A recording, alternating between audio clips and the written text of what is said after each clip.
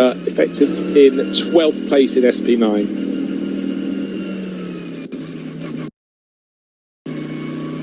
Another slow zone, and we've got Patrick Assenheimer now in front of Maxi Book, so that was a change for the lead, and we've still got that blue and yellow BMW being pulled away, but at least it's being towed, and they just have to wait for the green flag, and off we go again. Suddenly the race restarts, if you will, or proper racing restarts on the Nürburgring Langstrecken.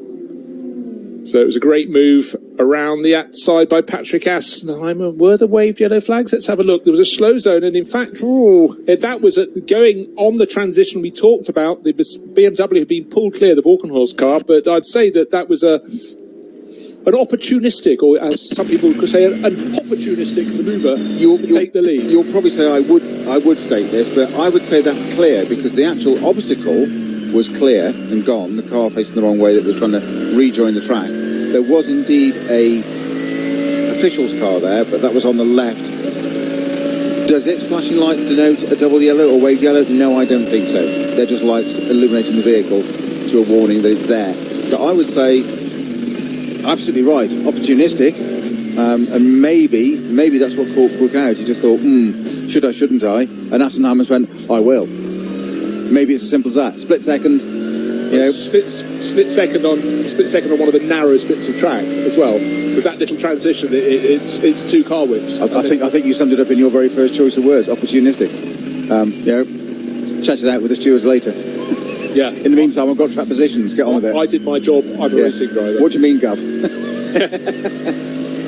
I think it was also the junior class BMW was in the way was particularly slow. But again, it's a blind corner until you're nigh on in it. But as we stated earlier, you know, junior class car there, intentionally doing exactly the right thing, trying to keep out the way, and they were taken advantage of. That little strip that's loose under the bonnet of Maxi Book's Mercedes is more and more prevalent. It's emerging, billowing out of that bonnet fence. So let's just go back to the change of lead with Patrick Assenheimer in second place behind Maxi Book. Waved yellow flags as he approached. Coming up on one of the BMWs. This is coming into the transition, and it was 1.5. Well, it might have been the one with Sami Matti Trogan, the brilliant sim racer. It says whoosh on the side. Yeah, 151. 151, yeah. Sport, Sami Matti Trogan and Mario von Bohlen and Halbach approaching the transition, and already it seemed to be that the nose of the black Mercedes was around the outside of it and worked very well indeed. But more of that anon, perchance.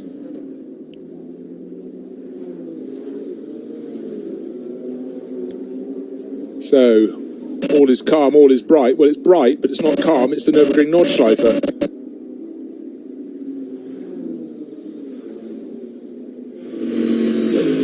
And the order, well, it's a fantastic battle between the Mercedes at the front. And we will be having some catch-up drives as well. The pit stop sequence seemed to really jumble the order, but I think the notable fact is after 6 laps rather than 7, in came the number 2 Mercedes. They'd been fighting, had just got back up into second place, but don't forget it was 9 seconds or so, 9.7 seconds I seem to recall, down on the number 6 Mercedes, and yet they're fighting together now, and it's the 2 in front by the smallest of margins, but it seemed to work well for them, that tactic. I know I keep going back to it, but I'm still intrigued by that Assenheimer lap of 8:07.6. Nothing's but anywhere near it, and nearest we've got is Book has just done, not long done, a 8:11. You must have been extremely lucky with traffic to pop that 8:07 in. Yeah, I still can't get my head around that. No, I can't. It almost. Am I doubting it? Yeah, I guess I am really. Because it's so far ahead. At the time, it was 7 seconds clear of anybody else at the time. Now, obviously, we know how traffic falls. You can get a big advantage. That's fine. Get that. But 7 seconds in one lap, and that's only because come down now to 5 difference. So we'll keep an eye on those.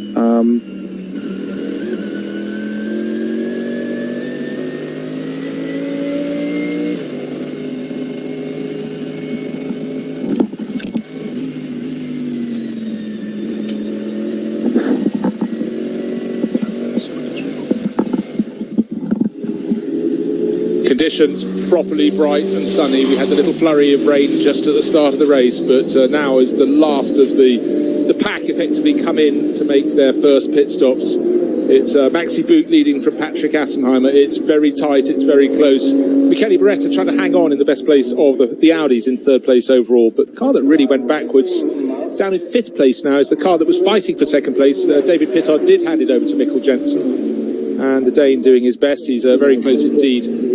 It's number 32 car collection Motorsport Audi with Nico Muller on board. But still the pit visitors coming in, that strange technique of driving into the paddock, under the pit building, into the paddock, going along a one-way system with a fast lane and a working lane, looking to find their team ordering. For some of them, they have to drive the whole way up, go around a mini roundabout, and then back in the opposite direction to find their pit awning, and then doubling back to the right into the pits where they do the refuelling. So it's a two-part pit stop, plenty of novelty. It really is a roundabout, isn't it?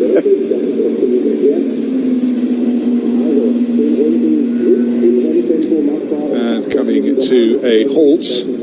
KTM's always a strong feature in this race. Don't run right at the front end, but they have some really, really good battles. Field's not always as big. 3 of them entered this time in the Cup X class, all from Teichmann Racing. But up front now, we've suddenly got Maxi Book being hounded considerably by Michele Beretta. So where's Patrick Assenheimer? We know he got his nose in front, but he really seems to have pulled clear, looking for a shot as they go past the pits, coming up to the start-finish line. It's Book with Beretta right under his tail. Red Audi in the background, which by my reckoning should be, is that the Nico Muller car? But Assenheimer, how far clear? 9.7 seconds to go. He's had another one of those wander laps. Let's just see what his pace was around the last lap. 8 minutes 30, of course there was a slow zone in it, but just bear in mind that fastest lap, 8 minutes 7.677. Nobody else is, it's not the fastest, it is the fastest lap of the race, but the car in third place, Michele Beretta's car, yes. 8:07.723. They found the shortcut somewhere around about. Nobody else. As far as I can see. Team HRT had, yeah. Most of the other cars in the top 10 were doing, their best lap is an 8:17, an 8:11, an 8:13. Well, that's extraordinary. But you see, there would be no toe there for Assenheimer to have had to achieve that. No. Whereas for the yellow Phoenix Audi, it's possible. In fact, it's getting a very, very good toe now off Maxi Book, off the number 2 Mercedes.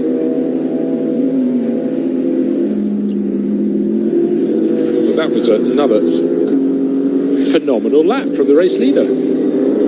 Team HRT, again, when you get teams with acronyms in their name, you always think, is that the same as HTP? Is that? No, it isn't. It's Hout Racing Team. Hubert Hout, Black Falcon, so strong. GT Championships for years, but there's been a change and they are only running cars in the junior class now, and Hubert Hout has taken the helm of the team. And I would almost suggest that Beretta's lap in the Phoenix Racing Audi is slightly more believable than the one that's a tenth quicker of Assenheimer. I'm not doubting Assenheimer, but I just can't, like you, I just can't quite get my head round that 8:07 suddenly popping up that was 7 seconds quicker. I know I'm going on about it, but just can't quite get my head around it. That one now is a bit more credible, as you say, Beretta, tow, traffic, etc. Just seems more believable. Always a moving target on the Nordschleife. We've got a car moving very slowly under its own steam down along the Her Acht. It's got a safety car in behind with lights flashing. It's on the right-hand side of it. Is that the number 8 Mercedes? That could be François Perrault. Just can't quite see. There's a lot of glare off it, but it looks like it's white with black flanking bodywork up the sides from the lights. Looks like there's some rear body damage. Potentially, again, I'm telling this from the front of the car, which isn't always the easiest angle to cover. Trying to look at multiple screens to see confirmation of car moving slowly. It's annoying, all the flare, but it does look like the livery. But actually, I can't see a big enough rear wing. But again, meaning it probably isn't an SP9 car. I don't think it is, actually. No. It's a bit narrower, but as you say, there's a lot of glare on it. But I'm wondering if it looks almost like a Hyundai to me, shape-wise, which would be potentially a VT2 car, 482, the Olaf Jarl car. That's a possibility.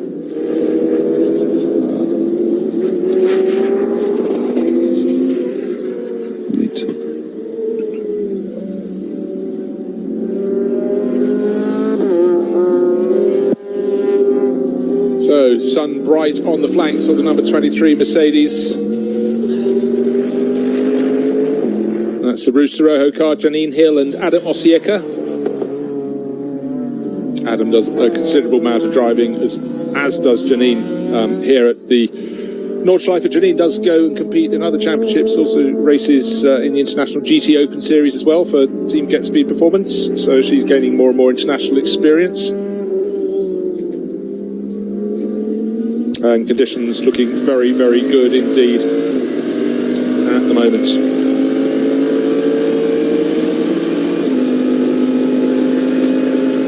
John Schaffner also on board, he perpetual teammate of Janine Hill. That maybe it looks. Yeah, so we've got a German in Osieka, an American in John Schaffner, and a British driver in Janine Hill.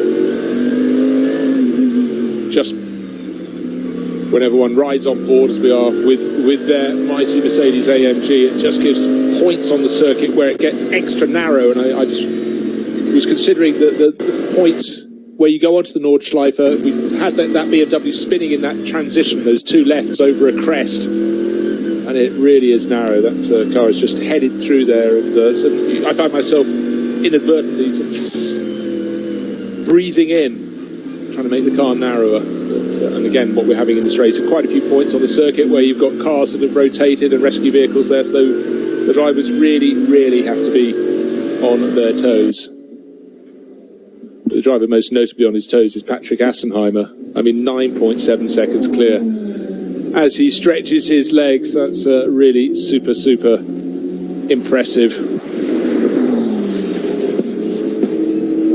Proper sunny day. Temperatures will obviously be rising, but it's still windy. You look at the trees around the Nordschleife, they're blowing hard at one of the high points, which is the area just as you come onto the start-finish straight, past the tall pit building. The drivers then duck down out of the wind. It's blowing across the pit lane at the moment, and look for space as they get down to turn one. Mercedes 1.55, another car from the Black Falcon team. That's their GT4 Mercedes AMG. Mustafa Mehmet Kaya, Gabriele Piana, who's such a star in GT4, Stefan Rossler and Mike Stursberg going very well in class indeed. So Patrick Assenheimer still waiting for him to complete another lap, and we'll see how much he's extended his advantage, if indeed he does, over Maxi Buch. But Buch had his hands full of Michele Beretta, don't forget, so it's Mercedes well clear, and then another Mercedes fighting with the better of the Phoenix Racing Audis.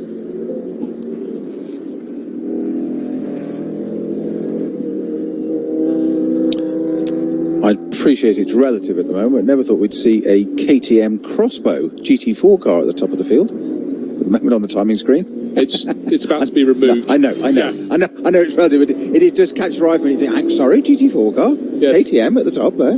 Well, of course, this is what's always car. confusing for us simple-minded commentators, because, of course, cars like that can run longer on their stints, and certainly do precisely that. But it's a bit like, who remembers when Marcus Winkelhock led a Grand Prix, you know? Indeed. Spiker team. Or was it the Midland team? Midland, isn't it? Yes. Teams that come and go, but ebbs and flows. Right, now, looking down her act, I can see the bright yellow nose headlights ablaze.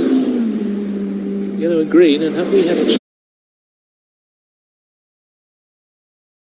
change at the front of the field? I simply can't believe it, because it looks so. It's the Assenheimer car tucked in behind, and that was well clear. So hold on, clarifications. It comes up. It looks so Maxi Buch's got in front of it. It does indeed. 9.7 seconds difference between them. Last time round, the yellow Audi from Phoenix Racing is tucked in behind. So suddenly we've got first, second, and third, not in the order we expected, and a whole lot closer. Assenheimer having to be quite careful not to be passed by the Audi as well, but Maxi Buch, he was in front at the start of the stint. He took over the car a lap before Assenheimer came out for his second stint, and Assenheimer all being pushed around the corner, being passed around the outside, BMW had nowhere to go, and the yellow Audi said thank you very much, went around the outside through the final corner onto the start finish straight, and BMW now pitted. Yes. Goes into the pits. But for Maxi Buch, it didn't matter to him, but it certainly mattered to Phoenix Racing and their Audi.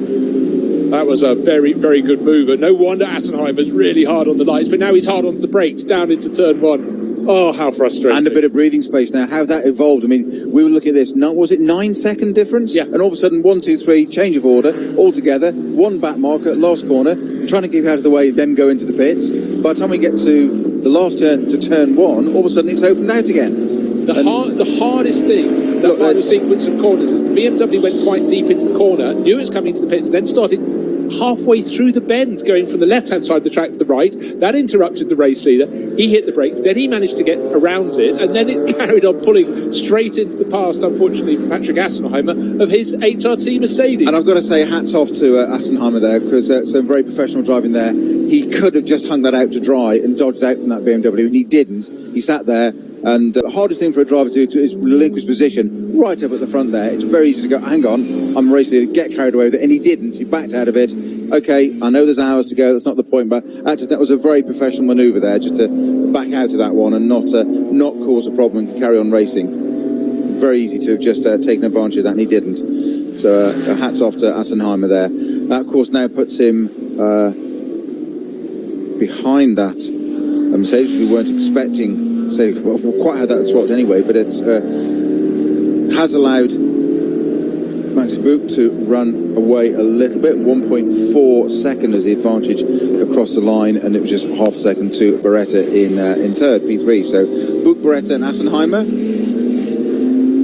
Mercedes, Audi, Mercedes. The Audi, Phoenix Racing Audi being in a Mercedes GT3 sandwich there, the AMGs.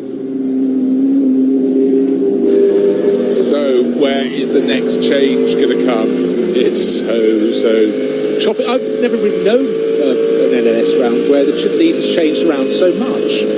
You often, as I say, you often get really good packs of cars, but someone has a marginal advantage. And but today it really has swung around. We had that brilliant battle in the opening stint for second, third, and fourth as the HRT Mercedes pulled clear. Now that's right in the heat of the battle. It's bound in third place with Beretta. Up into second, and Maxi Boot 1 second to the good. The car that I maligned is also white with the grey silver stripes up the side of the nose and up the side of the car. That's the Mercedes driven for Get Speed Performance by Francois Perroda. That very similar race livery to the car that we saw limping down the Dottinger-Höhe. But number 8 at the moment, he was outside the top 10. He's down with Perroda at the wheel, now third in the Pro-Am class. He is back in 13th overall, but looking neat and tidy out on the circuit.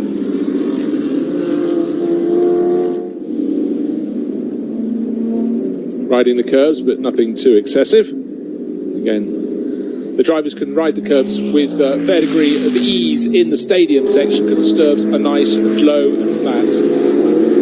Out on the Nordschleife itself, some of the curves almost seem to be banked at 45 degrees, so you clunk them and they fire you back across the track. As I say that, Francois Perroda goes through the cuts. Round 1, June the 27th for the Nürburgring Nordschleife, and still racing, still got time aplenty, but we talked earlier of the black rubber strip inside the nose vent on the number 2 Mercedes from Team Get Speed. It's been flapping. It was of a loop, but it now appears to have broken at the top. We've got one end flapping out of one side of the vent and one out of the other. Maybe the whole thing will eventually fly out. I'm sure it's not a vital performance part, but it's a distraction now. It's longer, and I think the driver can see it flapping. Maybe able to hear it. It's a distraction. Yes, it definitely is visible now, isn't it? Probably just far enough down there that we're not sure what it is, but got pit car radio. I'm sure they'll talk about it, and it's not affecting the performance one bit, really. So just talking about the Ferrari that went off on that very first lap, number 26, the Octane 126 car, when it had a Hershey wheel, got Grossman at the wheel now. That's now up to 14th. So I dropped down to 40th, back to 25th, now up to 14th. So nice, steady progress. And let's face it, we're not even at half distance yet. So you never know, that car might be back in the... I would say it's going to be in the top 10 most certainly. Progress. Let's keep an eye on that car. Number 26, currently running in 14th with Bjorn Grossman at the wheel now. Yeah, well, we just saw a short while ago the number 23 Red Rooster Rojo Mercedes, and looks as though they're the first of the crews to do a second driver change. And that's shared by Janine Hill, British driver, with Adam Osieka and John Schaffner, the American. I think that might have been John Schaffner getting out of the car. Very standard-looking Mercedes leaving the pits. That is the real interest. You've got the full-on race body, race everything GT3 cars, and you've got one that you think might be heading for a pickup at the station. Production class. Yes. Very much the production class, and very, very much not the newest car out there. But that, again, is very much part of the mix of the NLS. It makes it interesting, but it is a feature you will scarcely find anywhere else in the world. Maxi Buch, 1.1 seconds clear of Michele Beretta's Phoenix Racing Audi last time around. And look quickly at the tracker of the circuit, and there are cars the whole way around it as I look at the map over beyond Peter on the far side of the commentary booth. But can you pick out our race leader, number 2 on that track mapper? There's a challenge for you. If the screen was bigger, maybe, yeah, exactly. Your aging eyes, come on. Thank you. You're so kind, Bruce. You're so kind.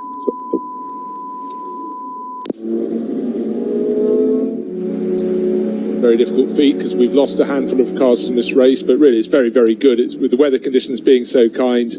We've still got about 120 something cars out of the 141 starters playing. We've got someone coming slowly with bodywork damage. Yes, bodywork damage at the front of whatever it is, or indeed was, down the straight. I can't see enough. I'm not going to play the guessing game again, having thought of Mercedes. No, it hasn't got too far to get back, but the problem is that the friction at that pace.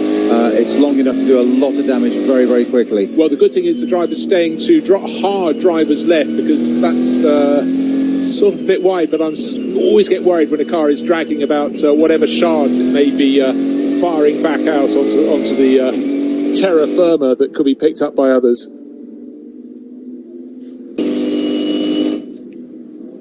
And it's coming towards our view in the dip, of course, the Dottinger. You drive it seems relatively flat till it bucks up towards the end, but it's a KTM. Is it a KTM, yeah. Or it's a K and a T. I'm not sure if the M is still there. But there's lots of bodywork damage on it by the look of it, to front right, certainly.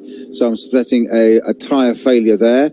And the front left's looking complete, and it's actually starting to disintegrate. In fact, it's got a broken wheel. It's got broken suspension. The front right. Oh dear. And he's just fired in front of the race leaders.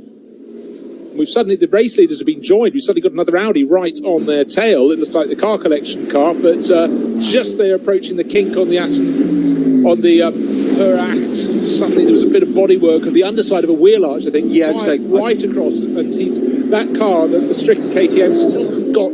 He's gone through the kink, hasn't got up to the chicane as yet, but that would have been a scary moment. You're busy with someone right on your tail, and then suddenly you've got, whoa, what's that? Absolutely, you're absolutely right, Bruce. I thought it was the wheel we could see tilted up. It was the inner wheel arch, as you said. That suddenly just fired out into the race of the front of the leaders. Well, and that's allowed that pesky Falcon Horse Motorsport BMW back into the fray again. Look.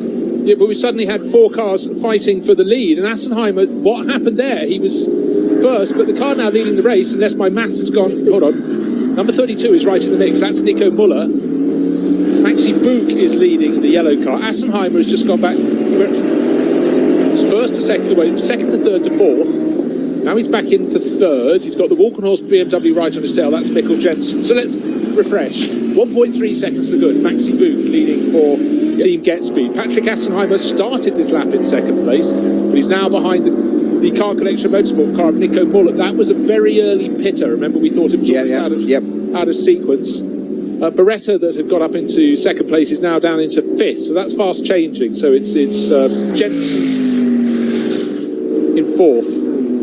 Assenheimer in his second stint, don't forget, he didn't do a driver change at the first pit stop, is falling back. What happened through the first few corners, but it was 3 cars going for position, and someone had to lose. In fact, 2 of them lost out. It was certainly Assenheimer, who's down into third, and looking to take the lead, but not managing to do so. Michele Beretta is now fifth. And all this is very, very good news for our race leader. Slightly confusing there, but he's 1.3 seconds to good on the start-finish line, and Maxi Buch has got a decent advantage now in the lead of this race. So it sort of was given to him on a plate as those behind fought, squabbled, and fell over each other. And that's not done yet. They've just gone on to the Nordschleife, and I think that's going to rage into certainly the first third of this lap between those 3. 1.3 seconds, you say. Second place to third. Sorry, second, third, Assenheimer to Beretta is also 1.3 seconds. And it's only 1.59 to what was the fourth place car of Muller.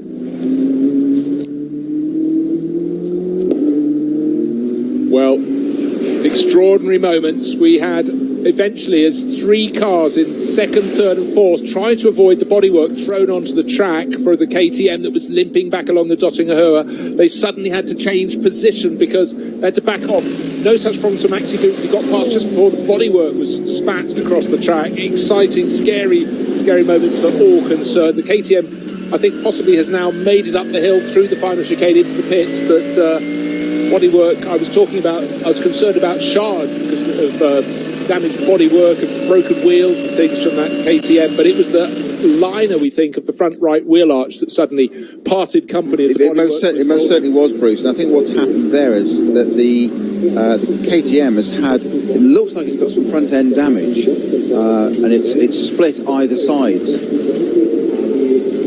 of the front, so it's hit I think he's hit the back of something else, just pushed the bodywork back and then split it, and that's caused the inner liners to go, etc., because both sides above the wheel arches are damaged, but it looks like a head-on. As I'm suspecting, he's actually tapped the back of another car, and it's the Teichmann racing car. Well, all three in the class are Teichmann, but it's number 930. My apologies. Griezmann, Reinhard Koffler and Erkan Osman, but we didn't see the accident, but luckily there was no further accident, but there very much easily could have been with the bodywork coming off. That lives to fight another day, but the other day is not today. They'll have to wait until the 11th and 12th of July for according to his crash helmet, it's James Hunt getting out of the car. So it is. Time travel. Genuine homage there. Maybe he too went to Wellington. Those are the Wellington school colours, of course. Just down the road from me. So I can tell you, so we can identify that as Jörg Griezmann. I think he's tapped the back of something and folded the front of the car back, which has just split the sides, if you see what I mean, on impact. That's what's caused it. It's not just actually a puncture. I think it's an accident-related body damage has caused the puncture, secondary. Whatever it was, that inner wheel arch flew out in front of the leaders. It didn't affect them too much. Third place car had to dodge around it a little bit, which at that point was the Valkenhorst BMW. Now with Jensen at the wheel. He did have to jink around it on the track, but hasn't really caused much of a problem. That was towards the end of the lap, coming off the Nordschleife, but as soon as it got down to the new bit. What do you do when you've brought your car back, battered and broken to the pits? You get on the telephone. That's Jörg Griezmann, just climbed out of the number 930 KTM crossbow from one of the three from Teichmann Racing, and Peter and I have surmised there was maybe front-end contact, possibly even coming onto the long straight back to the pits. Bodywork started failing around it, and the front left corner, one actually presumes he slid a little bit wide and clonked that front left corner on something, and then the flexing led to the damage, but the damage could have been far greater. The bodywork wheel arch liner flew across the track right as the leading quartet of cars was coming through, but everything went on by, and in fact Jörg is even happy enough to wave to the TV cameras, and as he recovers. Professional driver there, straight out, James Hunt helmet off, onto the phone, as you say, cigarette lit up, and then wave at the camera. Yeah. What a pro. Found all the right bits. Needs a punch up now. So frustration. This is the first round of the championship for them, and something has gone awry. Possibly not their own fault, but that is one of the elements of the Nürburgring Nordschleife. You cannot be sure. And Bruce, it doesn't look like they're doing anything to rectify that. It doesn't look like they're going to actually sort that one out. So I think that is game over for our number 930 Reichmann Racing KTM. I think that's out of this race. There is, of course, just over 2 hours to go, so they could put it right, but there doesn't appear to be any interest in doing so.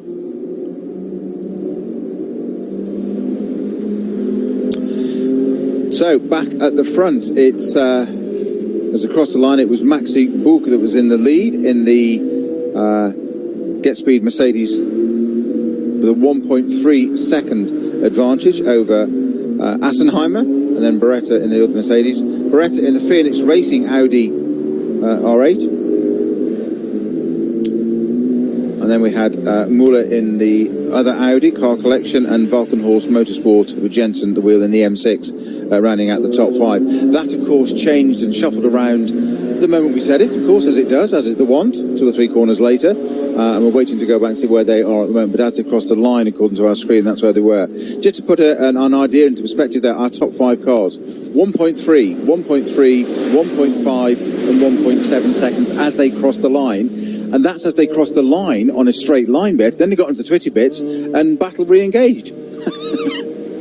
But what keeps coming back round to me is the fact that Assenheimer's second stint in the car with which he dominated the opening stint. Don't forget, he was the best part of 10 seconds clear, maybe helped by the fact that the number 2 Mercedes was fighting in behind with the 34 BMW, but it was an astonishingly big lead. But his second stint has not been kind to him, and could have been a whole lot worse with that bodywork. Opel Manta into the pits. We can still say... I saw it there, and I thought, after my last comments, when I over-egged it, I oversold it to you and said it was your favourite, I thought, I won't mention it, but it's dived into the pits. But obviously it's your prerogative. The Manta's there. It's all yours, Bruce. It's gone into the pits to get some more attractive bodywork. Upsetting pits. Oh, that's harsh. The world over. You got away with the first one. I don't think you'll get away with that one. No, you're going to be trolled now. One likes to dance close to mix things up. Yes. So we're very nearly at the halfway point in this race. It's been a cracking opening stint, and I think we've had the race leader into the pits. Maxi Buch has dived into the pits, and Nico Muller, the car collection Motorsport 32 Audi, now back in as well. So Patrick Assenheimer leading the race, but only by half a second from the BMW of Mikkel Jensen. Michele Beretta has been in the mix there or thereabouts, but he keeps sort of getting in a pack and then gradually being squeezed to the back of it.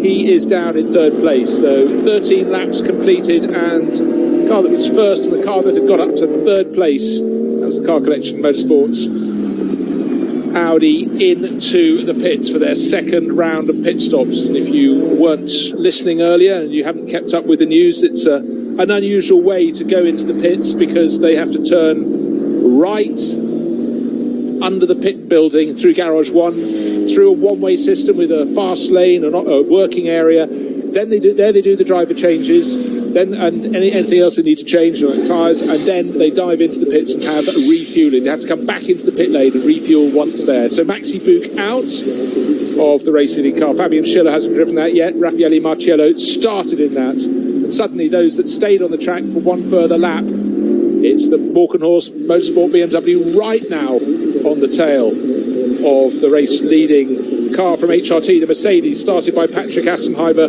Oh, what a great person to put on board after him. He's got Mauro Engel, but certainly Assenheimer so successful in what was the VLN, now the NLS, and let's see how it unfolds the rest of the race. Interesting there, the body language of Maxi Buch. Maybe he was trying to make sure that door shut properly for the driver that's taken it over, but it almost looked like a petulant slam, that drivers do when all hasn't gone that way. But he got into the lead, so I say it did go his way. It wasn't soft close, was it? No. Interestingly, that we were talking about lap times a little bit earlier. Mikkel Jensen in the 34 Valkenhorst BMW, last lap, 8 minutes 8.473. Which was a tenth of a second slower than the car he was chasing. Correct. But it means that was an uninterrupted lap. Correct. No yellow zones. And actually, if you did a chart of their lap times, most series it's fairly uniform, going up and down according to tire life. But in here, it can jump by huge margins. But then again, that's part of the success of keeping the track clear.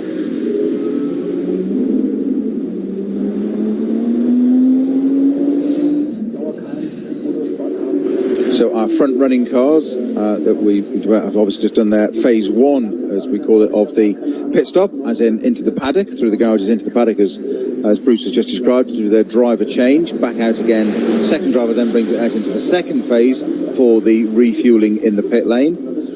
They're being done as we speak now. So the Maxi Buch number 2 yellow Mercedes sitting in the pit lane being fueled, and right behind it is the car that's also behind it on track, which is the Muller-driven number 32 car collection Audi R8 sitting right behind. So these two actually are in position on track as well.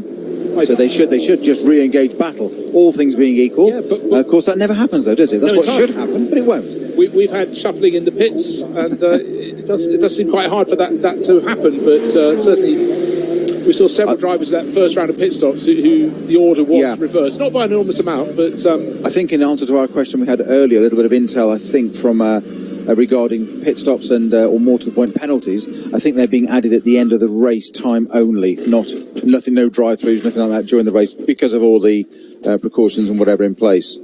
So they'll just be added at the end, should that be the case. We just had that question earlier, didn't we, about why that pit was so long for this very car, actually, the Assenheimer Mercedes sitting there. Sorry, the Get Speed Mercedes. So they're waiting to go out to the pits. They will rejoin the Opel Manta. Very rare to get a chance to mention it because Bruce tends to hog that because of his absolute love of that car. But the Opel Manta, I'll just say it again while I can, is in the pit lane being refueled. And I'm sure when that leaves the pits that Bruce will be ecstatic upon its return to the track. I'm bracing myself. So, to refresh, the first set of cars from the top class of the race, from the top 10 runners, we have 3 of them having being refueled in the pits. Maxi Bouk led the race, came in, and some of the cars further back in the SP9 class still flashing past for a further lap. But Patrick Assenheimer, he will get to the halfway point in this race in 15 seconds from now, but this will be his in-lap, one would presume, leading the race, but only by half a second at the start of the lap for the Team HRT Mercedes. Walker North Motorsport with the BMW that's been there or thereabouts, and some really good battling.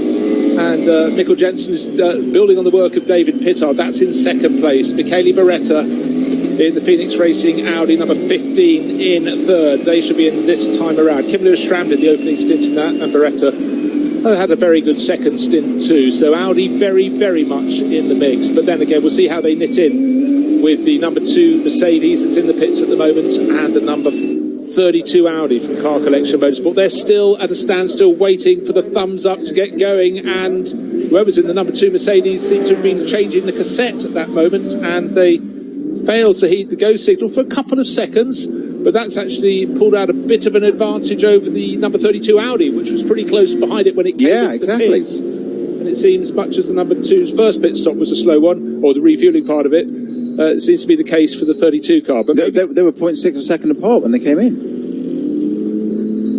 Huge difference. Well, what of course you don't know is how much fuel they wanted to put in, and how they're going to run, how long this next stint is going to be, because we've got one further pit stop for these runners. So back on the track, moving around a bit. Number 2 looking for position, just not wanting to be blocked as the driver gets up to speed. Of course, tyres pretty cold. Track conditions warming up through the day. It was grey at the start of the race, a little flurry of rain. That went away soon, and it's been a fine day rather than per se a sunny day. Yeah, it's looking a little bit overcast again now. Is what they really wanted today, as drivers readjust. Those that went over to the sim racing, I'm not saying to the dark side, another side. You just did. I did, damn. So there we have it. But, they're readjusting. And for them, it's what it's all about. And some of the drivers commented how they actually were really happy to hit the bumps in the circuit, on the surface. And that's the one thing with the sim racing or the digital racing, whatever you want to call it, there is absolutely none of the physicality, despite the feedback of the wheels and things these days. It's not quite the same. It's never going to be the same. Fabian Schiller in that number 2 Mercedes now, and we're still slightly bemused as to what's happened in the pit stop there, because those 2 cars came in, that and the Audi. The number 32 Audi of Car Collection, it's got Frins at the wheel now. That was, again, a change of driver. Robin Fringe in the car now. I think it was Muller that brought the car in, wasn't it, originally? Yeah, brought the car in. It was Nico Muller. So change of driver across to Robin Fringe, but they were 0.6 of a second apart. And then there was I don't think what it is now. It's a more than a visual gap, as in the Mercedes went out of the pits and we didn't see the Audi moving at all. I expected them to go out together virtually in tandem and say re-engaging, let battle recommence. Okay, Assenheimer coming up surely for his pit stop. He's got a car between himself and Mikkel Jensen, between him and Mikkel Jensen. Jensen dives to the pits, but Assenheimer's going for one further lap, so that's a very interesting tactic. Don't forget, that's 14 laps on the board, so this is going to be an 8-lap stint. A 7 and an 8. Well, unless my eyes are gone. No. Jensen's in the pits. Yeah, that's quite quick, isn't it? Since he's been Beretta's out. in the pits. Jensen in the Falcon Horse. No, that's fine. It's the end of 2 7-lap stints. But the interesting thing to me is Assenheimer going to make a 7 followed by an 8. Was he slow in? He wasn't even... He did... Oh, hold on, of course. He had to put more fuel in to do that extra lap in this second stint. That is why Maxi Book, who pitted a lap before him at the end of the first stint, start of the second, was able to get past him. So that is the extra time at the standstill. We were talking about the steering lock earlier there. Look how he had to Jensen had to swing that car all the way over the right to negotiate the roundabout there. Then number 34 BMW, Falcon Horse BMW, goes round its roundabout with its enormous turning circle. Long ago, I think it was the first series, 2005-2006 of A1GP. Oh. We went to Beijing and we had a circuit set up in an industrial estate, and there was a very tight hairpin. Sounds very Caesar's Palace. Exactly. And then the local security force said the concrete barriers which had been put on the curves to mark it out had to be in the road. They put them in the road, and then the cars didn't have enough turning lock to get around the corner, and they had to kick the tail around. Fantastic. Kick turning in the middle of a race. So all the story drivers have done really well in that then, wouldn't they? They've just been their home ground. And again, one of those classic races where they had to glue the manhole covers down. One of those, right. So 34... Manhole covers and racing cars aren't a good combination. They're not a great deal, no. 34 returning out to its phase 2 of its pit stop, going out, done the driver change, and we have 99 in now as well. One of the other BMWs, which is... when I can find it. Row Racing. That's the ENG car, isn't it? Philip ENG car just coming in. Only 2 drivers in that at the moment. It's going to be a change of driver to Nick Katzberg.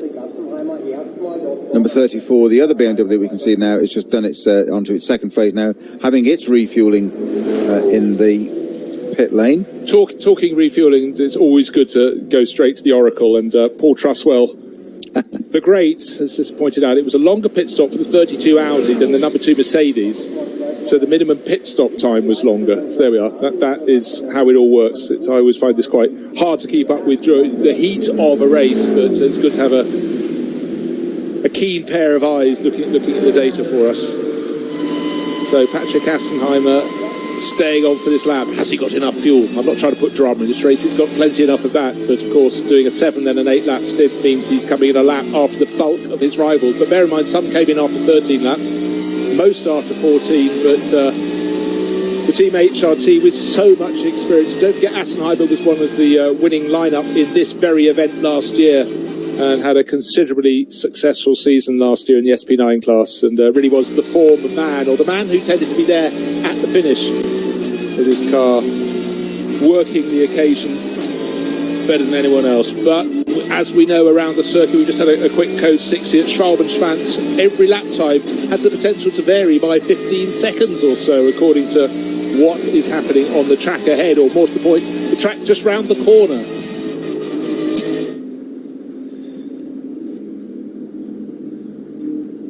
And one thing that always appeals to me when I look at a high shot looking down the Heracht, but at other points on the circuit, but notably there, as you can see the public road alongside. I know. Just wending off down to the shops, and suddenly, and the foreshortening effect of the long shot really doesn't make the cars look as fast as they are. But if you compare the pace of the cars down that straight, it's just extraordinary. KTM still in the race, but obviously not the 930 from Teichmann Racing we lost before. One of the sister cars coming up to the end of another lap, and rather blocking the Seat Cupra tucked in behind.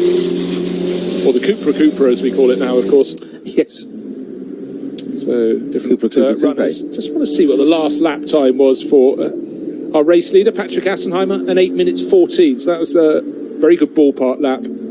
Hard to compare to those around it, because most of them included slowing down to enter the pit lane. But when I say the pit lane, I mean the pit lane, the paddock, the pit lane.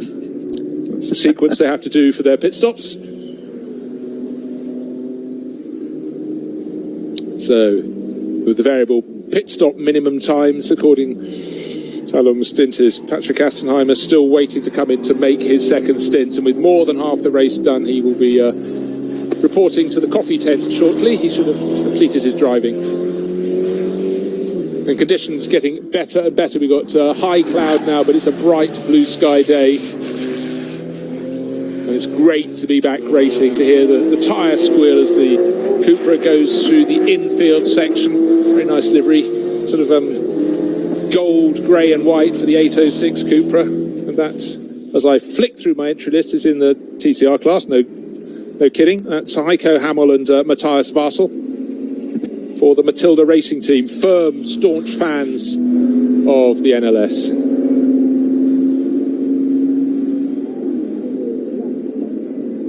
Assenheimer still to come in to serve that second pit stop. And then he'll hand over to Maro Engel to do the remainder of the race. He too will do a double stint. And the yellow Phoenix Racing Audi moving away from the pits.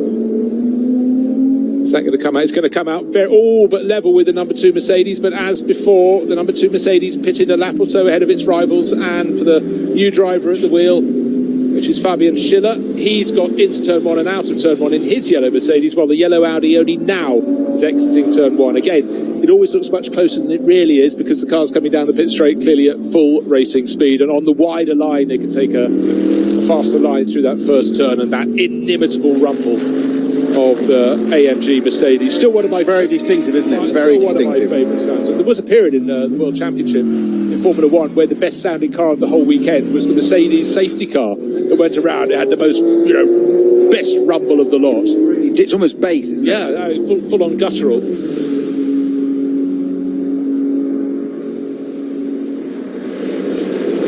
So waiting for the black Mercedes with the white and slightly red markings on its flank. I think probably coming down the Hoa Acht about now. All eyes drawn to the battling BMWs. 325i's just so much fun getting in close to each other. Always seems to be a team adrenaline. Pixum Motorsport, the orange and blue liveried BMWs right in the thick of the mix.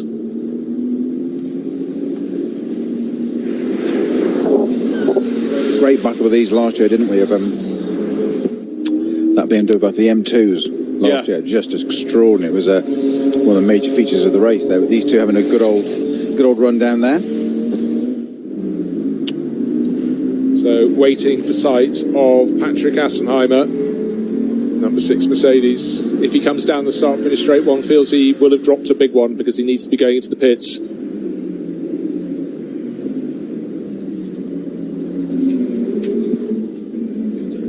The BMW battle of which we speak is in the V4 production class, as ever, and it's 701, the Pixum cars. Christopher Rink, Danny Brink and Philip Lyson, big pairing from last year, and Brink and Brink, I think, the year before that as well, fighting with the 707 entry, which is just in front of them. But now as they catch up, or got onto the tail of one of the SP9 Ferraris, suddenly advantage for 707 was curtailed, and that allows 701. Well, that was our 26 car from the beginning that was suddenly coming back through the field, wasn't it? They didn't catch it. He's just shot through there and unlatched himself on that one. That's the number 26 car that we say dropped down to 40th, didn't it? At that point, it came back up to at least 14th.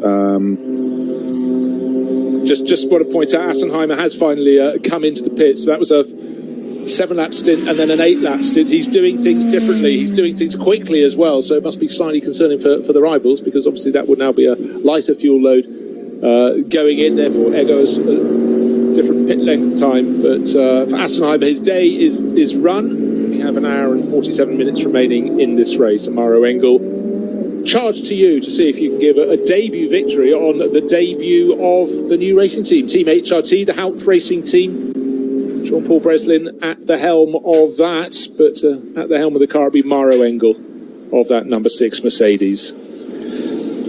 Just to finish on the Ferrari bit there, Bruce, that we mentioned earlier, the Octane 126 car that had got back up to 14th, obviously pit stop and driver change. That's now in the hands of Luca Ludwig and is now in 19th. That's the SP9 class Octane car. He's got a little bit, it's 2 places to go, 17, 2 places ahead is the next car. That's the Manthey Mante Racing 911, car number 911, as we know. That's in the hands of Kern now, but that's a little bit way up the road there. But that was the car we just saw shooting past the two BMWs. But I'd still say, despite a driver change there, we've got, hour and 46 minutes to go, so just under 2 hours to go. Luca Ludwig in charge of that car now. I would still keep an eye on that car being, I think it's, all things being equal, appreciate it's a broad comment, but I think all things equal, that car will be comfortably in the top 10. That's quite a bold. Well, it came up to 14th before, don't forget. It got back to 14th already. I think it'll get in the top 10. There we go. That's my prediction for the afternoon. That's good to go. I just noticed another team has taken, Fricadelli Racing Team has also gone for a 7 and an 8 because Lance David Arnold had just pitted. So much like Team HRT, Arnold has done that as well. Christian Engelhardt, they too have done that. Sorry, I hadn't spotted Engelhardt, was about to come in the Falcon Motorsport Porsche. So they're doing things differently, those three teams. But Assenheimer should be pretty much in the lead or close to the lead when he comes out. But the rivals, Arnold and Engelhardt, their cars will be further back.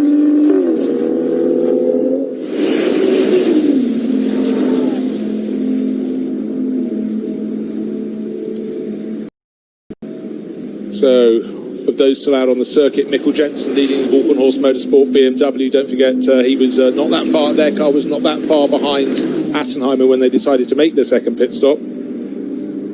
So we've got to wait around this 24.5 kilometre circuit for the cars to come back round to let us really know their positions. But certainly it's been a very, very impressive run from Team HRT.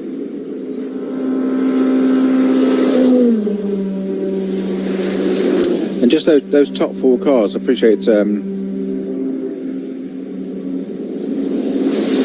timing-wise, 807, 812, 813 and 813.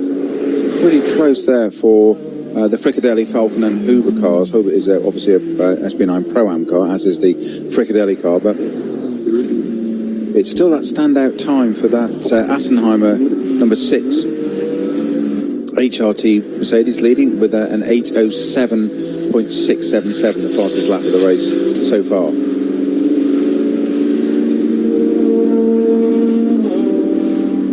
And in fact, a third car from the top class from SP9 Pro-Am entry number 25, the Huber Motorsport Porsche, one of our camera cars. That too has gone 15 laps as it comes in for its second pit stop. So it's not just Team HRT that are trying that tactic, an unusual tactic, but they're doing it from the advantage of being right at the sharp end of the race. The other ones just around who've done it just outside the top 10. So maybe your Ferrari predictions will come good. I still think they will be just the wrong side of that. Okay. We'll be having a discussion in 2 hours' time, won't we? We'll be having a sandwich in 2 hours' time. 979 still going really, really well. That's in the last page of our notes. That's Cup 3 class, but Peter Turting had Peter Turting's not in that car. It's Torsten Jung and Moritz Krantz. Again, Moritz Krantz, a very successful racer on the Nürburgring. For Mullner Motorsport, they've been going very, very well indeed.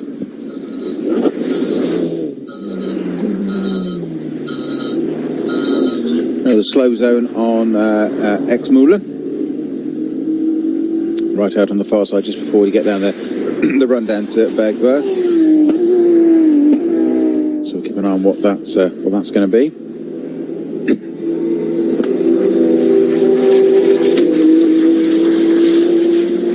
So cars are still diving in and out of the pits. I've just been sent some information I'm trying to digest, which is the length of the pit stop time according to the race laps complete. Yes. At your first and second pit stops, but the later you come in, the longer you have to be at standstill. I think that's the synopsis, but as the Rink car makes it into the pits. And the Opel Manta just coming back from the back. That wasn't in that long ago, was it? Not that long ago, no. It was the most identifiable car in the race in so many ways. It's the only one of its ilk, and it's white and it's red and has been so ever since a very long time ago. But to my reckoning, unless the race is just accelerating, that might have been a shorter, would it be his second stint coming for its third stop. But Maro Engel having gone back out, or taken over from Assenheimer. Fabian Schiller, third driver into the number 2 Mercedes from Get Speed Performance. Started by Raffaele Marcello. Maxi Book put it up into the lead of the race. And Fabian Schiller pressing on. Very, very strong driver lineup there. It's nice to see. Whenever you see wave flags, it's nice to see them being blue ones because it's warning the drivers a faster car is coming up. So they're almost perpetual around the Nordschleife. The car doing the overtaking down the Herach there was the Manthey Grello green and yellow livery Porsche, but they do need a helping hand when there are gaggles of cars on that long straight back to the pits. They want to be sure that everyone up ahead having their own battle does see them. But we like wave blue flags. We like we like green flags showing a section that's been tidied up, has been cleared for racing all over again. And for some of these drivers, they'll be looking for the checkered flag, but not for another hour and 40 minutes.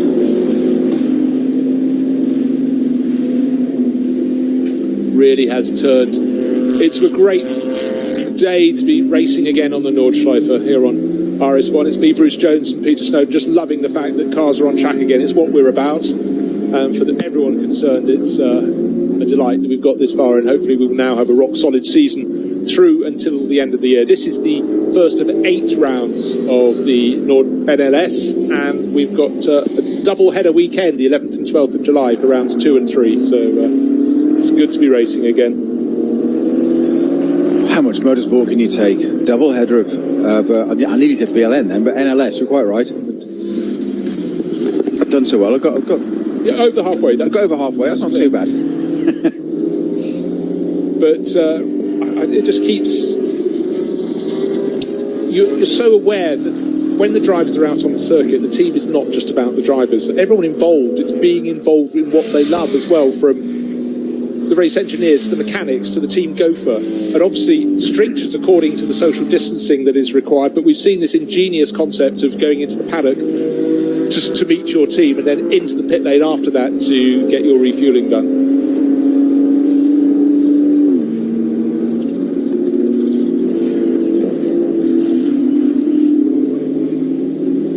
So the Rover Racing BMW has not been the prime BMW in this race. That really goes to the 34 Walkenhorst Motorsport crew.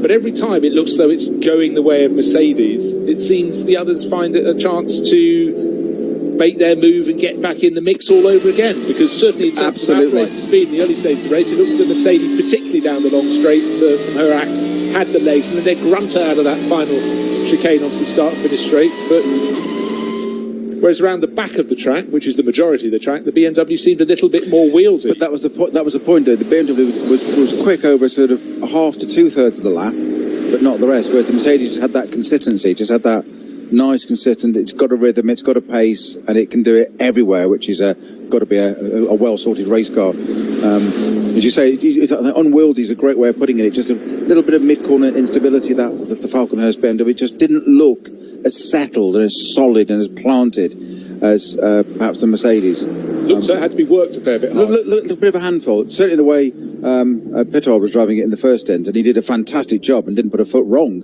Don't get me wrong, but it certainly looked like he was working hard to get that time out of that car. I mean, to an extent, it looked as though he was decided he had an early advantage and he wanted to grab it. Yeah.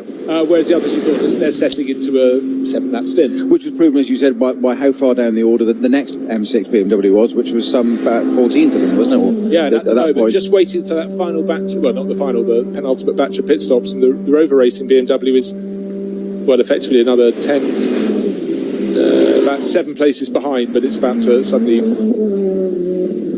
be slightly adjusted as the last of the cars come out of the pits from their latest round of pit stops. They've all the front-running cars in SP9, the top class, have made their second pit stop right now. You're right. I know you've been talking about digital racing, e-racing, iRacing, online, whatever the terminology you want to use, but I know they've got good sounds and whatever that, but as you said, real sounds there. You said in the background, in the headset, just seeing that Mercedes coming down and hearing it down, a couple of downshift, and in the background, in the headset, as we're talking away, that lovely, deep bass roar of that Mercedes engine. It's, again, into turn one. It's just like, oh. And as you say, In reality, if you put it to me over a set of cans and said, here's digital, here's whatever, could I tell the difference? No. But because we're looking at it, it's that perception, because we know it's a real engine out there firing on those cylinders. It's got real petrol going through it, and a real person driving it, not sitting in a chair. I'm not knocking that, no. But it's just that perception, and maybe that's what it's all about. It's that atmosphere, isn't it? Talking of atmosphere, one of the things I always feel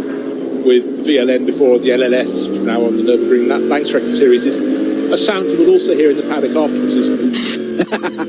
The Coke cans being opened. That's the Fanta. It's not good for your teeth. Have a beer. Beer is food. But no, every beer is a sandwich and all that. No, but I think that's something we don't necessarily always discuss. But for some of the drivers, this is the only championship they do. Yeah. And this is their social life. They lost their social life. They're racing 8 or 9 times together per year. And you've got everything crammed into a bit of testing one day and then racing the next day. Some only turn up for the Saturday. But there is a really good scene with a lot of people who've known each other and become friends, possibly racing in entirely different classes. Might only see each other and wave as they go past. But it's every lap you do at the Nürburgring on the Nordschleife is an adventure of some sort. It's like talking to someone after a morning skiing. Everybody's got a bit of a moment they've had. You can see the appeal, can't you? To say same circuit, and it's not like we're going to a small, tiny circuit. I'm not going to name anyway because that would be unfair. But we're going to a circuit of such magnitude and history, corners, elevation changes, contours, you name it. Very high speed at parts of it as well. So it's a circus that travels, and people get to meet them. People, I'm sure, the network and business as well as social side of it.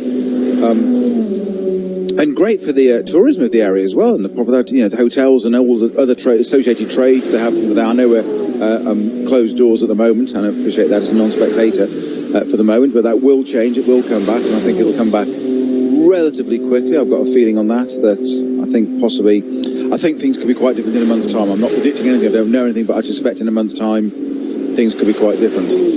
Let's hope so. I share your optimism, and as I say, I'm a petrol optimist, but it does seem things are going in the right direction. Let's hope people just, stay sensible. But the way this meeting has been set up, it's been done in an eminently sensible way. Looking at the people doing the tyre changes, the whatever. Absolutely. They've thought this through. From what we've witnessed so far, Bruce, I would say that it's a very, very good example and a foundation as to the sport, how to come out of this pandemic. And it's yes, there's going to be some fine tuning. Of course there is. We wouldn't expect anything less. But I think overall, it's in terms of percentage, it's a very high number of.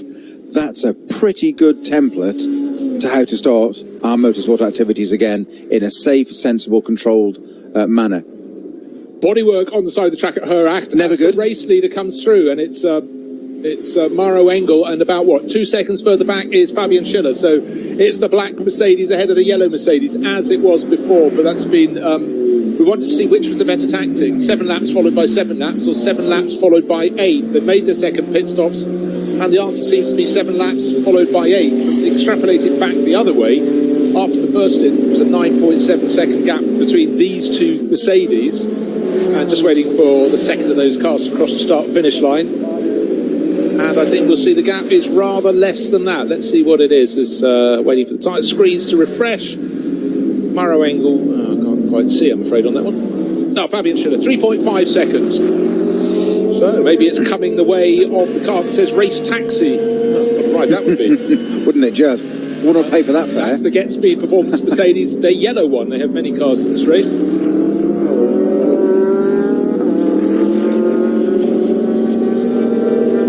Very distinctive colours. Does stand out well. In the thick of some of the lower class cars, or slower ones, as it fiddles his way through onto the GP circuit loop. Very shortly going back out onto the Nordschleife. Well, one thing I always find remarkable in this series is because people respect the circuit. You're a fool if you don't.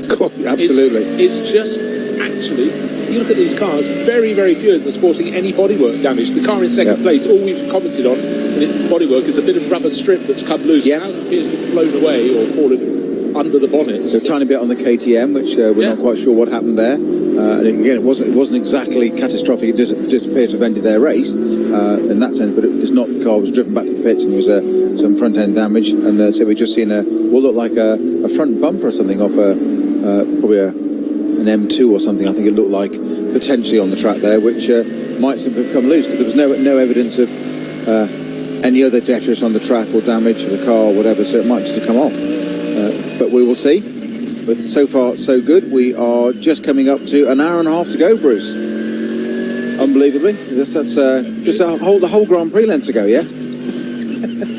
Well, they start next weekend for the Red Bull Ring, one of two races there. So Europe appears to be the home of Formula One for the majority of the rest of the year, certainly as they try and sort their calendar. Now, I just need clarification on the timing screen. I would need you to look at this little tracker map to your left, because unless I've misunderstood something. Little is the operative word, Bruce. Because there's so many numbers on there. It's like ants just flipping all the way around. Pick a number, really? Yes. Well, simply because I was trying to gauge on the timing screen why Mikkel Jensen in the Walkenhorst Motorsport BMW is listed 14 seconds to the good ahead of Maro Engel. We know Engel and Schiller are fighting on the track, 3.5 seconds apart. Jensen hasn't come in the space of the last lap and done anything odd. I'm just quickly flicking to check that's the case. No, they've all done 2 pit stops. Leon Kohler actually seems to have done an 8 lap by an 8 lap. He's only done 1 pit stop. He's leading the race in the number 39 Ferrari, entered by Racing One, but he owes us a pit stop. In fact, I'm looking to see if he's about to come in, but he's only done the 1 stop. At 39 Ferrari, Christian Kohlhaas, Nicola Rogibu, who again he did the longest first stint. He did an 8 lapper, so they're going to do an 8 and an 8, I'm sure. And Stefan Kohler, the driver who's at the wheel at the moment, set to peel into the pits. But I want to see where the Walkenhorst 34 BMW is. Still getting used to the sight of cars being worked on in the paddock. Almost looks like an American race circuit when you can see a concrete barrier in the background. You know, very NASCAR, isn't it? NASCAR, yes. Jump over the pit wall.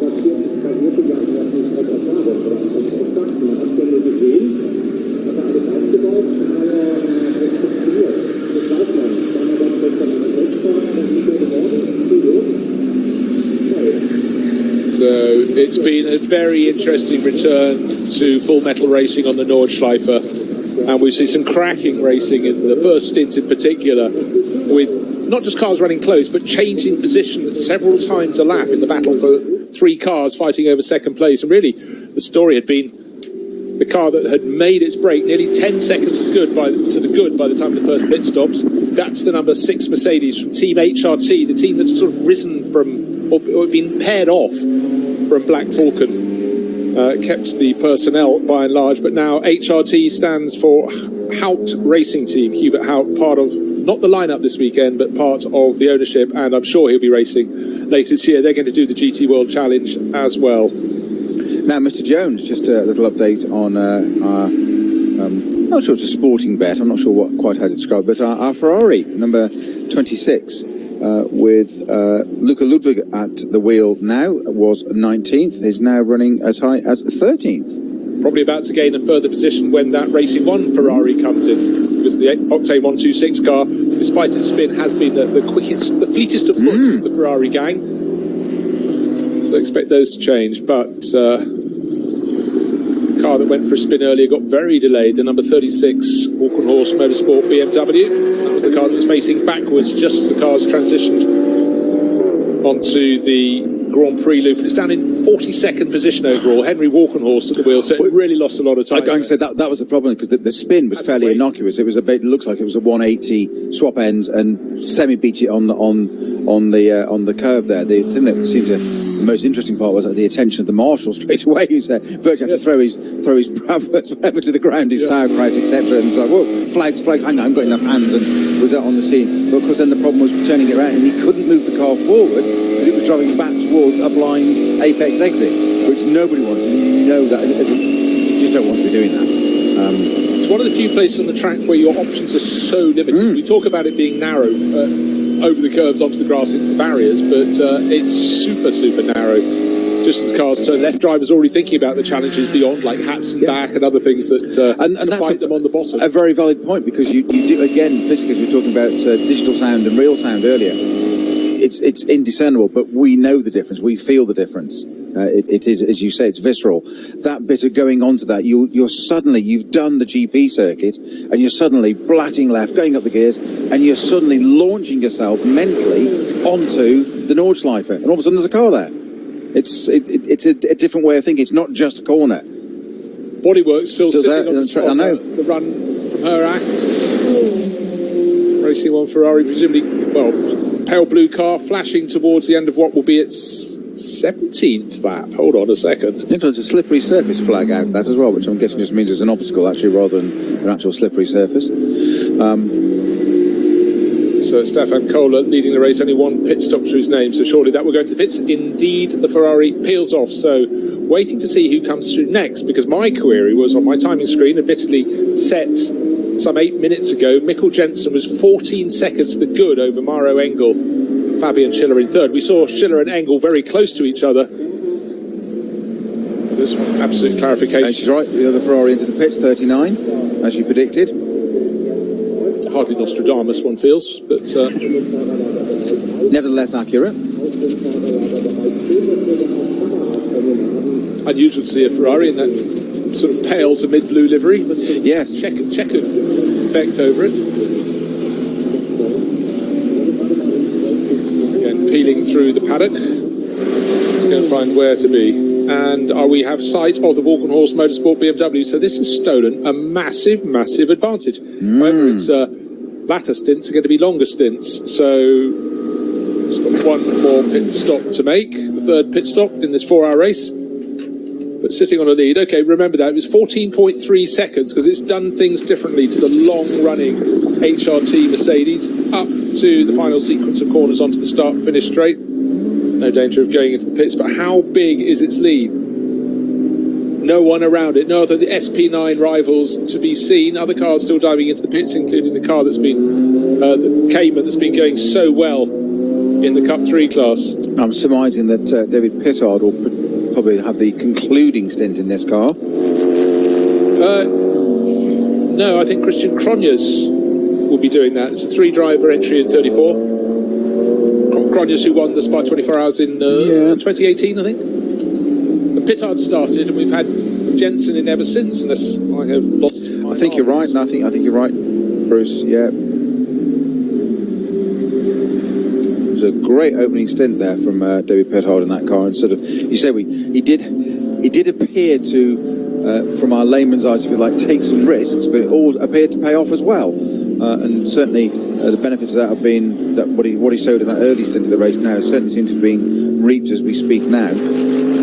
Well, okay, the pace that Mikkel Jensen showed that time around, it's gained him an advantage. It's gone from 14.3 to 15.6 seconds, the advantage of the Walkenhorst Motorsport team. And are they heading for their biggest win since they won that Spa 24 Hours in 2018 with Cronjes at the wheel on the day? I still remember Henry Walkenhorst.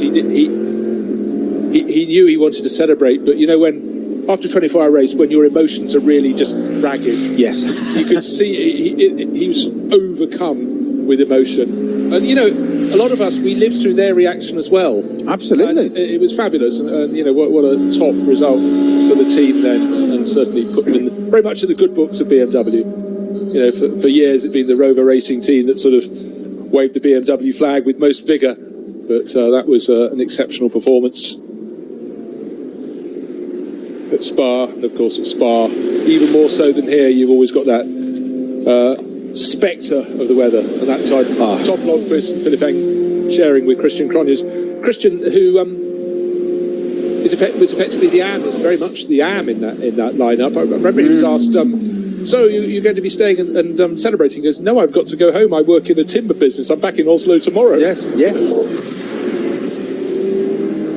So, still yellow flags popping in and out. One at Metzger's Felt. There's been that's a slow zone there, and a yellow flag at Adenauer Forst. So, still incidents happening around the track. The Octane 126 Ferrari. Oh dear, I'm struggling now. It's into 10th place. Let's see. There's an hour and 20 to go yet. I'm not counting anything just yet. So let's give you a rundown on the order. 34, Walkenhorst Motorsport leading the way. by 15.6 seconds. That's Mikkel Jensen ahead of Maro Engel in the HRT Mercedes that looked to have had from the outset this race in the bag. It may yet be in a super strong position. But the teams are doing things differently. We saw this in the digital NLS Series. People took very, very different sequences of laps, and then as the championship got to warmer weather, suddenly the difference between a track temperature of 34 degrees and one of 40 plus degrees, it absolutely made them throw away all their tactics and work their race strategy very, very differently.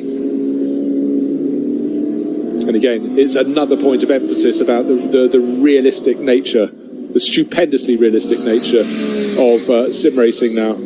And the DNLS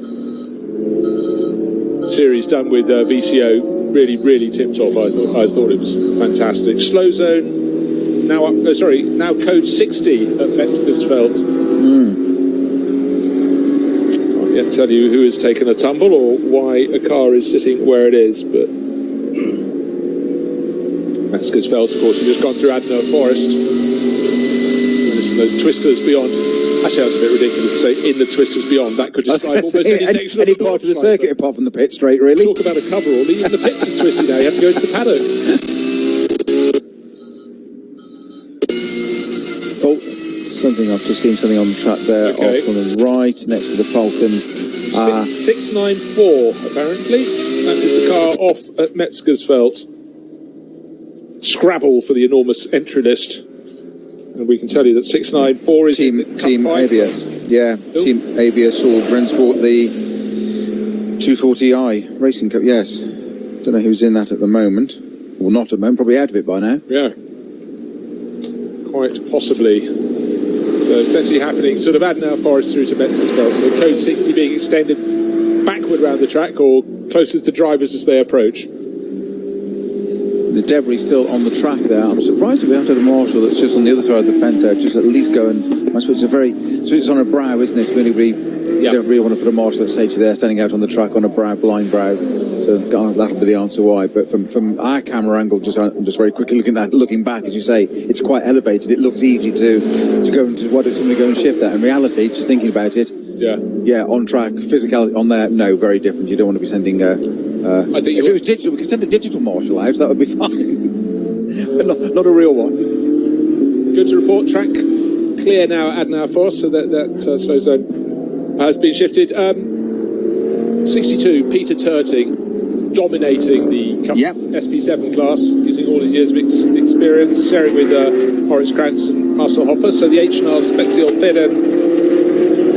Well, of course, it's a Porsche. It's the class for the 991 GT3 Cup class cars, and making it look very easy indeed. And in fact, he's as high as 16th overall. So again, just showing they run a different number of pit stops by and large. But Peter has also had two. So in fact, he's matching the pit stops of those in front. Okay, who's set the fastest lap of the race so far? No, it's not the car you were thinking of. It's not the HRT Mercedes. It's the Ferrari from Octane 126. So what did that tell you? Peter is looking as though you want to slap his face. Well, there's nothing new there, Bruce. Just because the Ferrari's mentioned now, but well, there you go. So that's interesting. What they say, you can see it with your eyes. Luke and Ludwig doing a great job there. They say 807.651. That's got the car into the top 10, but yeah, we've still got an hour and 18 to go. So we'll just keep an eye on that, see how that one pans out. But good job so far. Certainly a recovery from being down into at least 40th that we noticed on the screen, but possibly lower. But what we saw was the fact that he wasn't just 40th, he was a long way behind the car in 39th. Yes. So you could say he had a lot of clear track to go and play on, but he had to press on. But then, as we saw, the front cars were already lapping after 2 laps, so you never get it for long. First to second, Mikkel Jensen from Walk on Horse Motorsport, 15.6 seconds to the good at the start of this lap over Maro Engel in the number 6 HRT Mercedes that started from pole position, started in the hands of Patrick Assenheim. He did the first stint, did the second stint.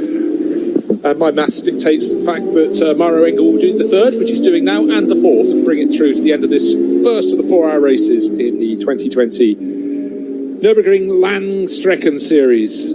Such a popular series, even more popular this year because we're going racing again. We're starting now, this weekend, today, 141 cars on the track. That's a triumph. The other triumph is the fact that the use of the paddock for the cars as part of their pit stop seems to have worked supremely well so far. So well thought out. I'm sure they'd have done some practice runs through, but you have to ask the driver to remember his pit stop or her pit stop is a two-part procedure, not just driver change and fresh set of tyres, but also, of course, you have to go to the pit lane and there do your refuelling. And then, of course, you've got to have a pit member au fait with the sliding scale of pit stop minimum standstill times. And that's the details of that available on the 24-hour site. And as Zach Parfitt said, found this may help explain pit times or add to the confusion. Smiley emoji. I think he knows I'm in charge of confusion. Ably supported by Peter, of course. I'm doing my best. I'm doing my best to support you. We're living in unprecedented times as a world, never mind our little bubble of motorsport, but who would have predicted the times that we've referred to this of we're going real racing with real cars, metal and fuel and tyres and rubber and all that goes with it, and this is the first race of the season and we're in the last weekend of June. Who'd have predicted that a year ago, or even 6 months ago, January, February? Look, that's just how seismic this is. Even in March, where we thought we'd be locked down for 3 weeks. So just shift it back to May. Well, a little aside for you, for my racing licence, I have an international racing licence. I still have my stress ECG every 2 years. Always a good thing to have, just make sure everything's still there. Got a pulse and all that kind of stuff. And I had mine exactly. Had my stress ECG done. Came out and read the email alert as being in motorsport being shut down. Thought, great, that was money well spent, wasn't it? Timed that well. So Walkenhorst leading the way, Mikkel Jensen at the wheel. How much of an advantage? He's down to 22.4 seconds. He's gained another 7 seconds on that lap. So really good performance from that crew today. So Walkenhorst, it looks as though BMW didn't have the legs of the Mercedes, but then in the opening stint, David Pittard made it dance, made it catch them, made it overtake them, but it still seemed it was going to be the number 6 Mercedes, but that is 22 seconds back, so just about to go off the Grand Prix loop, out onto the Nordschleife on what is the 19th lap of the race, and it's Mercedes doing the chasing, but it's Jensen and BMW pulling clear. And so still an hour and 15 minutes remaining in this race, but it's been enthralling so far, really, really intriguing. But it does look as though it's going the way of Walkenhorst, but then we'll find out what happens in the final round of pit stops. So stay with us.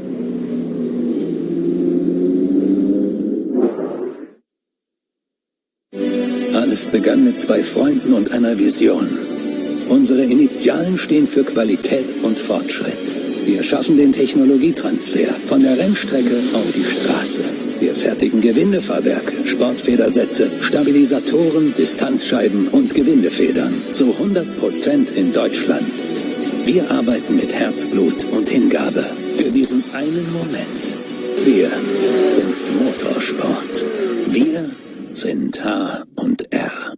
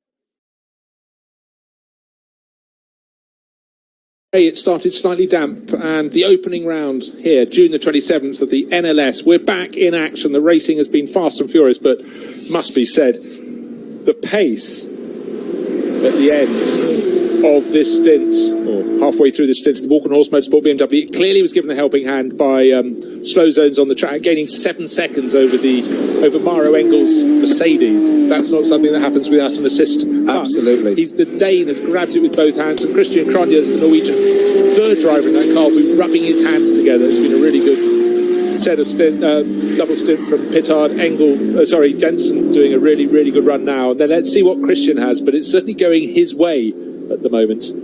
I think Pittard takes a big amount of credit for setting the foundation for the rest of that to capitalise on. He did an amazing first stint in that car. Well, he kept it right with the fastest, the Mercedes, with the exception of that number 6 car. But he had to find his way up to that fourth place, that third, that second. Exactly. Then it was changing backwards and forwards. And of course, at that first stint of the race in the number 8 car, we still had Mathieu Vassiviev, really talented French racer. So he kept that up in the mix. That then fell back in the hands of Francois Perraudin. That's a Pro-Am entry. And at the moment, let's just scroll back down. That's still down in 13th place, but Manu Collard's on board. He's some distance back from the car in front, so maybe that's not to be He's done a bit, hasn't he, over the years? Young lad. Yeah. Young lad of over 50. Yes, exactly. Don't. Oh dear, car with a little bit of a shorter rear end. Now, could that be the piece of debris that's on the track? It could be. It's entry 850 as I pick up the wrong. The front end of the car looks immaculate. Back end sort of less of it, really. Because there is that piece of debris we've talked about on the track is a complete valance or rear, isn't it? Well, if it goes back, it should unbelievably win its class. But then again, it's in a class of its own. In the OPC class, it's MSC Adenau, so local team. Jean-Philippe Imperato, Herbert Schmidt, and Carlos Tavares, a man from the motor industry, no doubt. And they've just actually flicked to it. A nice little segue there to show that piece of track. Are you directing as well as commentating? No, not at all. Not at all. I don't have enough skills for either. I'm nearly second man in the jump seat. Just that piece of debris that's on the track does look as if it's off the back of this. Is it 850 car? You said number 850. 850, yeah. 850. Running inside the Opel Astra. Opel. Of course, it would be an Opel being Germany, won't it? Yes. Won't be. No. Won't be one of those other ones, but they don't make in Australia anymore now. Sadly. So again, the car just sitting there, and minor repairs going on to the bodywork ahead of the left rear wheel. No repairs being done to the bumper because it doesn't exist, or it doesn't exist in the same county as the car. Bodywork, bonnet up as well. Meanwhile, out on the racing circuit, let's just recap. Mikkel Jensen leading after 18 and a bit laps by 22 seconds. The biggest lead before this has been the 9.5 seconds or whatever it was at the end of the opening stint. Mm-hmm. That was enjoyed by the number 6 Mercedes, but how the pendulum has swung the opposite direction. Down the Hurac comes that metallic mid-blue, semi-dark blue, sort of French blue BMW. That body coming up level with the bodywork. Don't go too far to driver's right. He's a car's width away from the bodywork. He's going past BMW and the GT86 Toyota. Moved one bit in terms of a car draft or anything, has it? It's I'd expected it to have spun round or something, been affected by some kind of draft or something on it, but it hasn't moved one bit. It's just somebody actually just placed it there and sort of screwed it to the track. So Mikkel Jensen, the Dane, starting lap number 20, and probably giving him a helping hand in his escape is that Maro Engel, at the start of this lap, in second place, had Fabian Schiller in another Mercedes under half a second away from his tailgate. They're in turn 15 seconds clear of the yellow Phoenix Racing Audi. That's number 15, Kim Lewis Schramm, back for his second stint in the car. We have an hour and 7 minutes on the clock, so we may have some people in this time around, but you'd think the final flurry of pit stops would be at the end of the lap the lap that Mikkel Jensen is on. So they'll get 20 laps under their belts. Some might go to 21, some might go to 22. We have had 8 lap stints, don't forget. 4 of the teams did 2 8-lap stints so far in this race. Of course, they're not going to have time for 2 more stints of 8, and it's still 6 ahead of 2 in that battle for second place. Didn't lose as much ground that time around. They went from 22 and a bit seconds down on the Walk and Horse BMW, 23.3 seconds down They're covered by, again, less than half a second. It's 0.35 of a second between second and third. So everything that Fabian Schiller is doing is not quite enough to get past Maro Engel. Oh, since I mentioned that, the number 249 Mercedes BMW had nowhere to go and rather obstructed Schiller, so Schiller's got to do it all over again. 249 in the SP4 Specials class. Stephen Maris in his 325i BMW.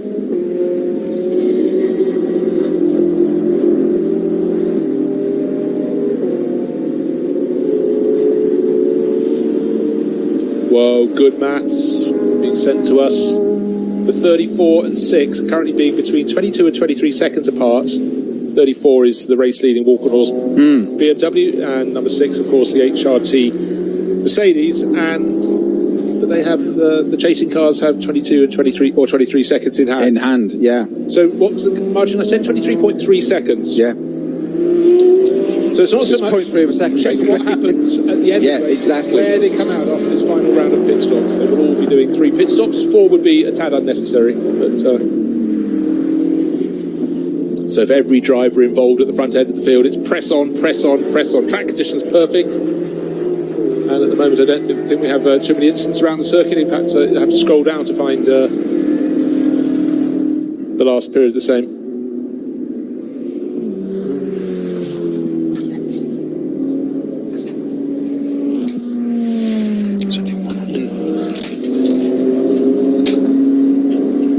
So let's just do what we call Octane 126 Ferrari check, up into 9th position. So sitting alongside Peter, who predicted a top 10. He didn't bet his house on it. Because I haven't got one anymore. Lost it last week. They lost it last week, that's gone. Yeah. We always say, don't bet the things you can't afford to lose, so I didn't put it on.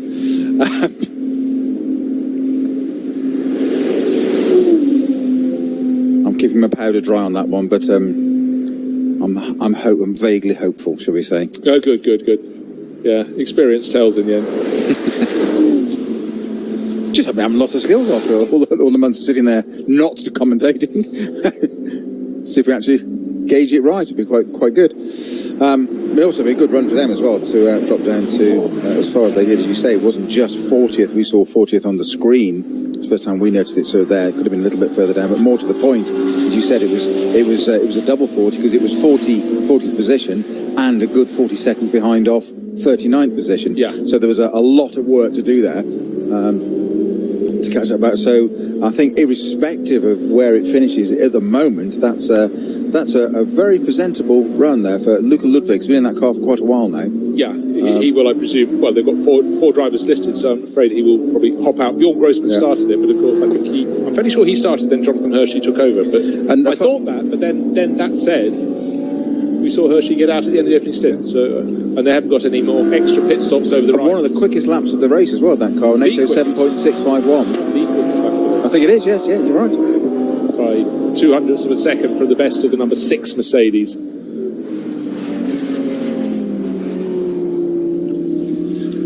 So, as we said, meanwhile, back at the front, the Walkenhorst Motorsport M6. And the Team HRT Mercedes just behind it. 23.3 seconds is the actual gap at the end of the last lap. We'll get another